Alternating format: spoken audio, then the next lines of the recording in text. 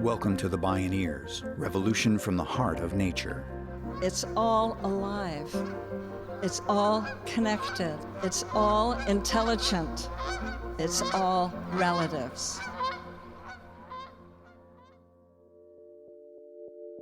When we seriously engage in othering people, we actually diminish ourselves as well. So we may be more effective. And I know in politics you have to be concerned about being effective, but we also have to be concerned about our humanity.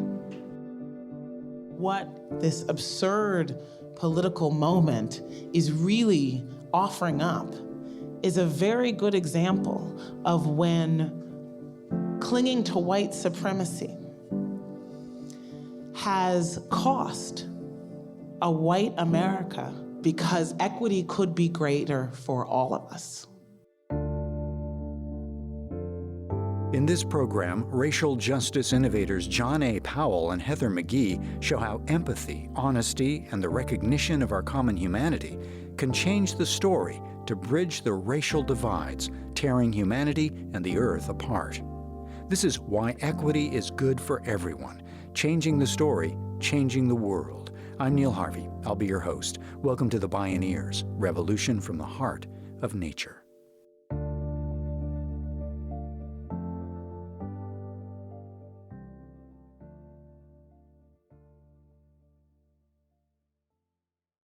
George Lakoff, the author, cognitive activist, and professor of linguistics at the University of California, says this, quote, "One of the fundamental findings of cognitive science is that people think in terms of frames and metaphors, conceptual structures. The frames are in the synapses of our brains, physically present in the form of neural circuitry. When the facts don't fit the frames are kept and the facts ignored." Unquote. In other words, forget prevailing on the facts or the science, on reason. It's all about the story.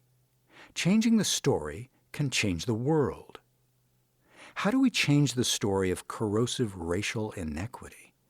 First, we have to understand the stories we tell ourselves, says Professor John A. Powell of UC Berkeley's Othering and Belonging Institute. He's an internationally recognized expert in the areas of civil rights, structural racism, housing, poverty, and democracy. He's the author of Racing to Justice, Transforming Our Concepts of Self and Other to Build an Inclusive Society. John A. Powell spoke at a Bioneers conference. There are always multiple narratives, and those narratives are competing. And most of the time we don't realize and we don't talk about them in terms of narratives. So we live in stories. And most of the time we live in stories unconsciously. So we don't think this is my story. And what we're doing now, which is sort of interesting, we're consciously engaging stories. We're consciously engaging narratives. And narratives do a lot of things to help us make sense of the world, to help us make meaning of the world. There are a lot of writing to suggest that people's experience doesn't belong to them until they can tell a story about it. There's actually research suggesting that children do not have a sense of self until they have a story about the self. Unfortunately, in the United States, the dominant story is about the individual, is about working hard, is about basically moving toward a meritocracy, and if you don't make it, it's your fault. And we just did some research with low-income people, white and black, which is interesting. And these are people who are really struggling. We found that whites were more likely to believe the story that if they weren't making it, it was their fault. Whereas the black poor was more economically almost exactly the same, but they were more likely to believe there was a flawed system. In a culture of hyper-individualism, says John A. Powell, we're conditioned to take everything personally. It's our own doing, our own responsibility. Although personal responsibility can be a high virtue, all of us are operating within larger systems that we didn't create or choose, and that are often stacked to guide our narratives and behavior. But why would white people and black people hold such different perspectives on personal responsibility versus a rigged system? And equally important, who really benefits from that story and from that system? Heather McGhee designs and promotes solutions to inequality in the U.S. She's the author of the book The Sum of Us: What Racism Costs and How We Can Prosper Together. Since 2002, she has helped build the nonpartisan think and do tank, Demos, that has had a profound influence on public policy, from landmark consumer protections to financial regulation, wage increases for low-paid workers, and democracy reforms. She says the story of personal responsibility for racial inequity is embedded in a deliberate campaign of misdirection. Heather McGhee spoke at a Bioneers conference. There's a paradigm that is ascendant right now, which is a zero-sum paradigm of racial competition, or gender competition, or national origin competition, or even urban-rural competition. And the idea there is that when my group does well, it's at the expense of your group. And if your group is doing well, it's at my expense. And that group competition is always sort of lateral. It's very rarely vertical. Of course, that is the underlying narrative in the white nationalist fear of demographic change. You will not replace us. Make America great again by changing, who is in power in America. Make America great for white men again, all of that. The idea that is ascendant, and according to at least a couple of researchers, a majority idea that the most discrimination is now against white people, not people of color.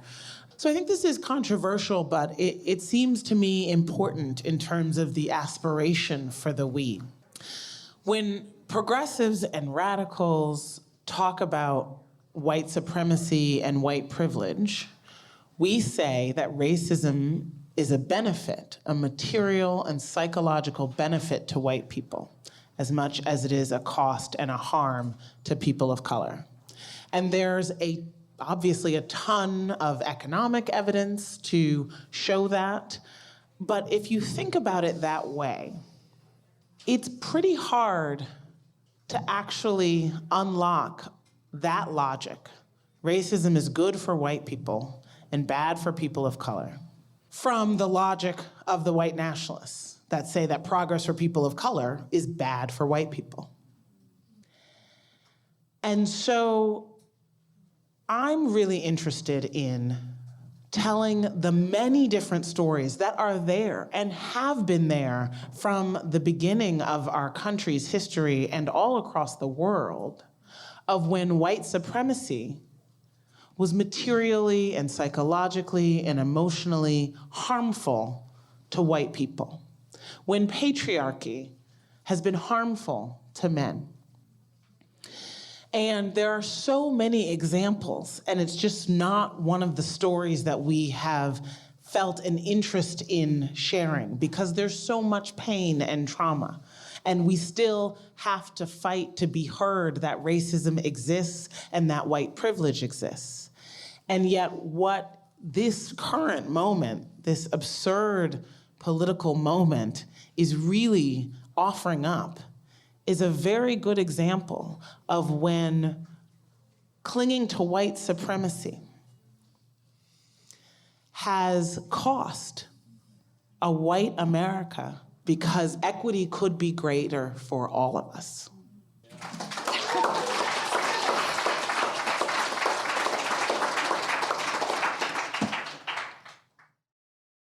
Heather McGhee has long worked on issues around economic, racial, and political inequality.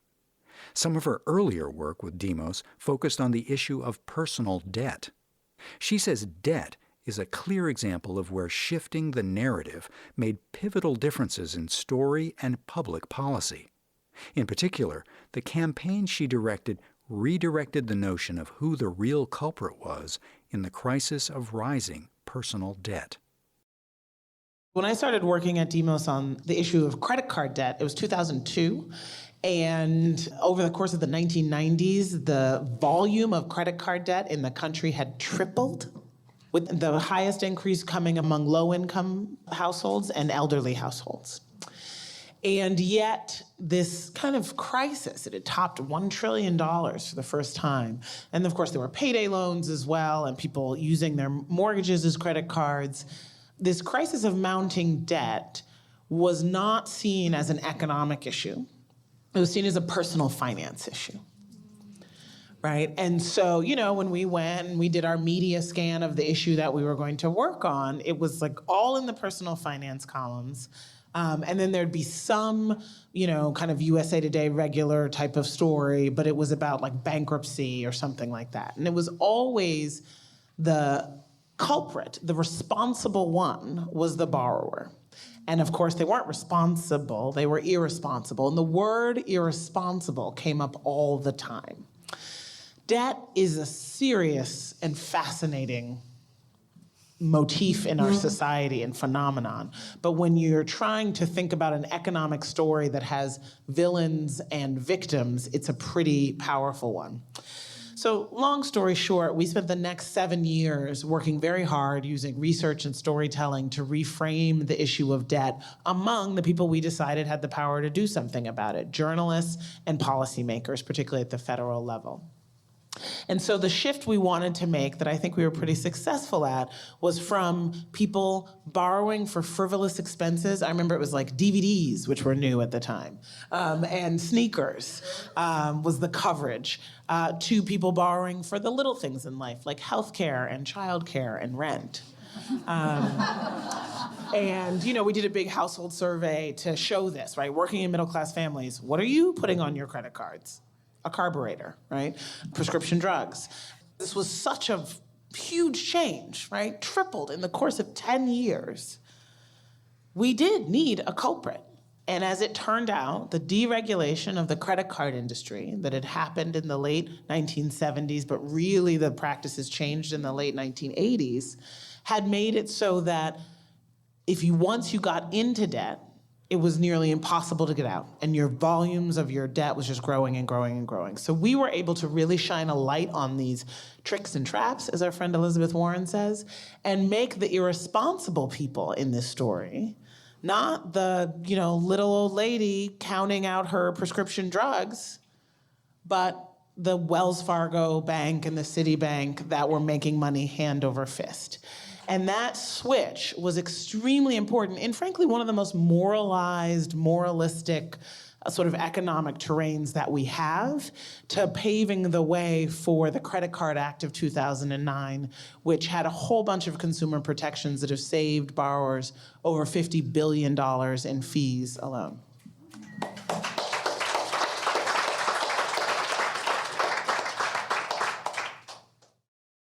Who benefited from the tricks and traps of the personal debt crisis were the banks and credit card companies. The efforts of Heather McGhee and Demos played a vital role in changing the story and led to policy and legal changes that saved people from the debt trap. Then again, the stories people hold are complicated, nuanced, and diverse. They turn on many factors, including their situation in life, race, gender, the media they consume, and their own psychology.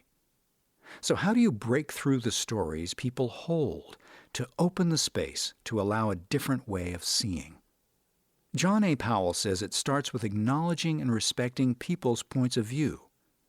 Then again, it doesn't end there. It's usually not so much an issue of bad apples as it is of a rotten apple barrel, the system itself. Taking a knee.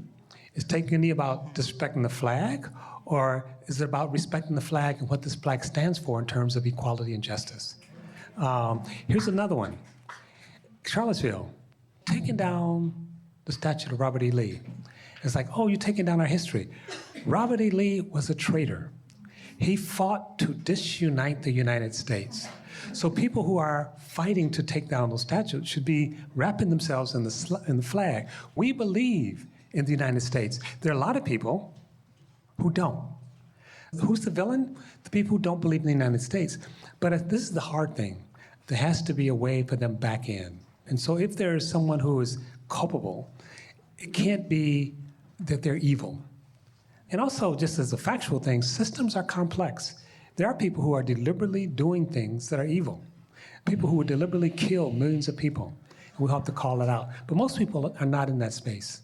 Wells Fargo was the largest mortgage lender in the world. NAACP filed a suit against them. I negotiated with Wells Fargo. And we were coming out of a meeting. I was trying to get them to reset some loans and do a bunch of things. When you securitize these things, you put them in trust. The law says you can't open it up, blah, blah, blah. And so I'm talking to these Wells Fargo guys, and I said, I don't know how to open it up, but you do. You can open it up. And they look at me like, how'd you know that? And then we walk out, and Ben Jealous says to me, John, I don't get it. You push these people really hard. You all but call them racist, and they like you. And I say, yeah. And I said, and I like them too. But I'm pushing them because we need to do something. And I said, how do you feel about them? He said, I can't stand them. The point I'm making is that space where they felt, and they were trying, right? It's like, I work for Wells Fargo, I'm the vice president, I'm part of this, but I'm not an evil person. I'm sort of trapped too by these rules, by the laws, by the whatever, and I'm saying, you can push. So I guess what I'm always saying is that if the villain is personalized, we have to be extremely careful and provide a way back into the circle of human concern. When we seriously engage in othering people, we actually diminish ourselves as well. So we may be more effective. And I know in politics, you have to be concerned about being effective, but we also have to be concerned about our humanity.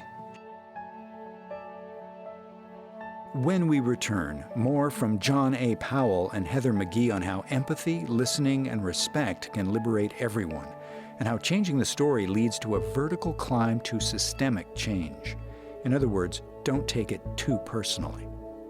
This is Why Equity is Good for Everyone, Changing the Story, Changing the World, on the Bioneers, Revolution from the Heart of Nature.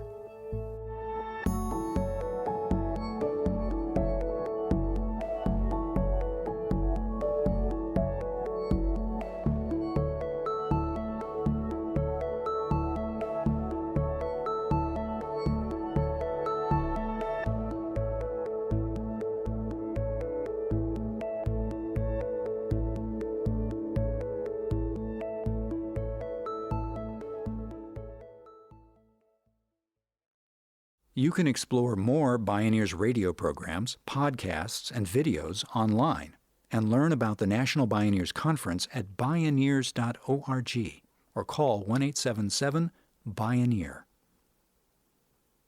Imagine for a moment trying to connect with someone coming from a radically different and offensive point of view. Then add racial prejudice to the mix. Then air the surprise interaction live on national TV. That's what Heather McGhee faced on C-SPAN in 2016 during the height of the racially charged Trump campaign. I'm on the show, and halfway through, I get a call from a guy who identifies himself as Gary from North Carolina. Yeah, good morning. I was hoping that your guest can help me change my mind about some things. I'm a white male, and I am prejudiced. And the reason it is something I wasn't taught, but it's kind of something that I learned. When I open up the papers, I get very discouraged at what young black males are doing to each other and the crime rate. I understand that it's a deep issue that goes beyond that. But when... So I'm listening, and again, it's like a close-up of my face as I'm hearing this, right? So I'm like,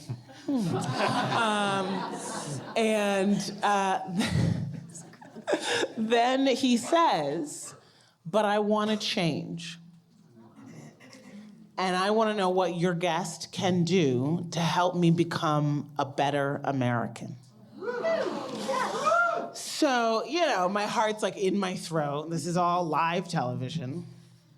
And this like really kind of snarky host was like, Heather?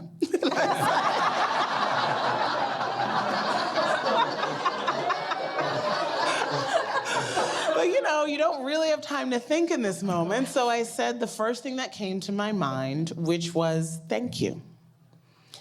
Thank you for being honest. Because being honest about your bias is one of the most powerful things that you can do in this moment. And then I went on to, very much off the top of my head, give him some ideas about what he could do to basically de-bias his life, to integrate his life. So what can you do? Get to know Black families who are not all, not even any majority are involved in crime and gangs. Turn off the news at night, because we know that actually nightly news and many media markets that have been studied actually overrepresents African American crime and underrepresents crimes that happen by white people. Read about the history of African Americans in this country. I could tell he had like a white-black paradigm going. Foster conversation in your community about these issues. And then that was it, right? Because then it goes on to the next caller. And I, went on to the next call and stepped off the set. And one of my coworkers in our communications team said, that was a really powerful exchange. We should put it on Facebook. I said, yeah, sure. And so it went on Facebook on Saturday, and by Monday it had 1 million views. And Demos' social media is like charts and graphs, and it does not usually get 1 million views, but this one did. It just had this life of its own. And then there were articles about it in local news stories. And it was just one of those like positive stories that just people just couldn't get enough of it, because this was this was August of the Trump campaign summer, right? And this, Donald Trump is coming down those golden stairs and saying Mexicans are rapists and criminals, and then saying, I'm not a racist. And here was this sort of white everyman saying, I'm prejudiced and I want to change. And then I, a black woman on TV, that's how I was identified. Black woman gives amazing answer to racist caller. And I didn't bite his head off, right? I wasn't an angry black woman. I spoke with empathy that I honestly felt, right? It wasn't an act. But so long story short, I will tell you the end of this story, which is that Gary from North Carolina went on Twitter to find me, because this is, it was like in his local newspaper now, this story about the, prejudiced guy from North Carolina. I just have this image of him like opening up his paper and like splitting out the cereal. And so he calls me and he says, this is about a week later, he says, I went to a black church on Sunday. And I went to the bookstore and I got all these African American studies books, and I told the girl at the checkout that I was trying to become less prejudiced.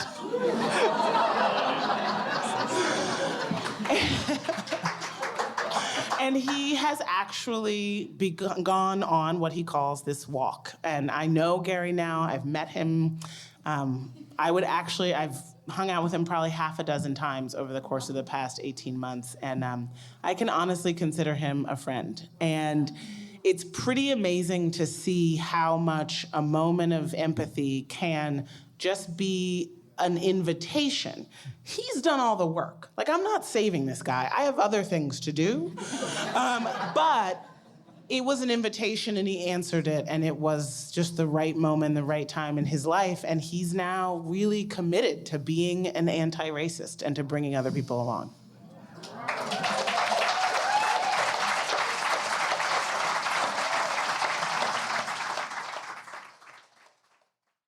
But unlike Gary, not all such interactions take place in a space of honesty, empathy, and openness.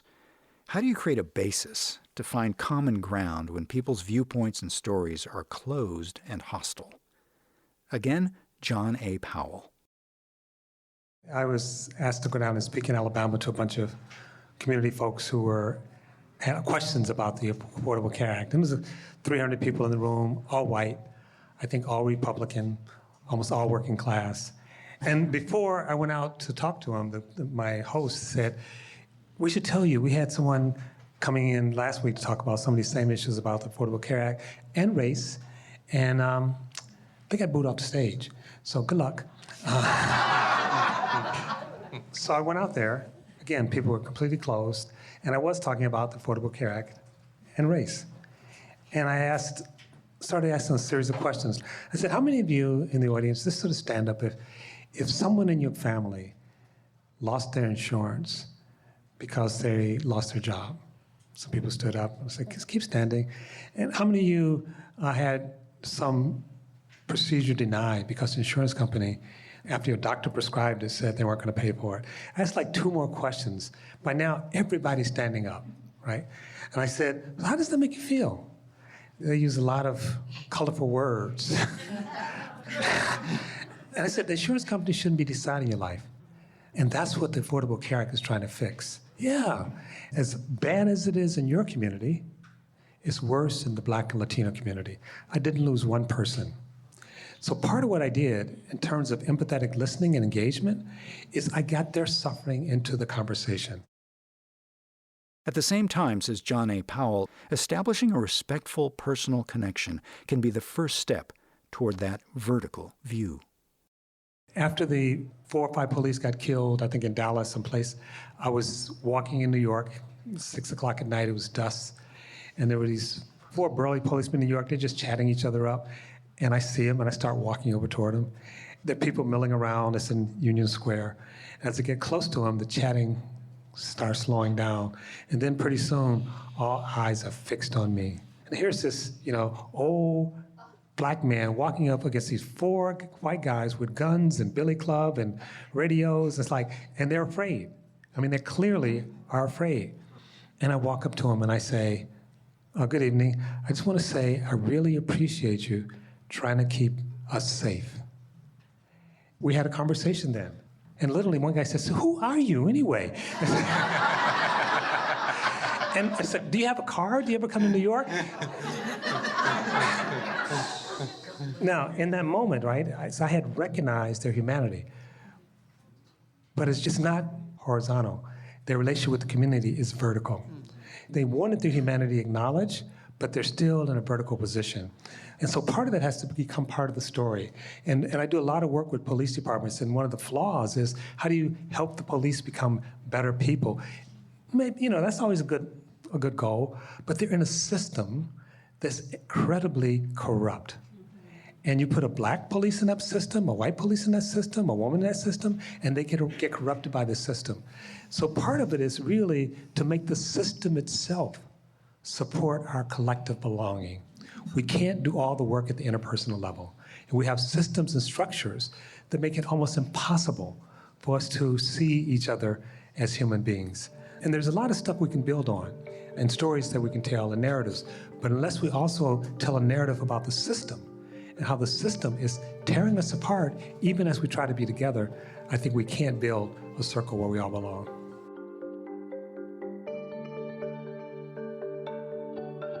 John A. Powell and Heather McGhee.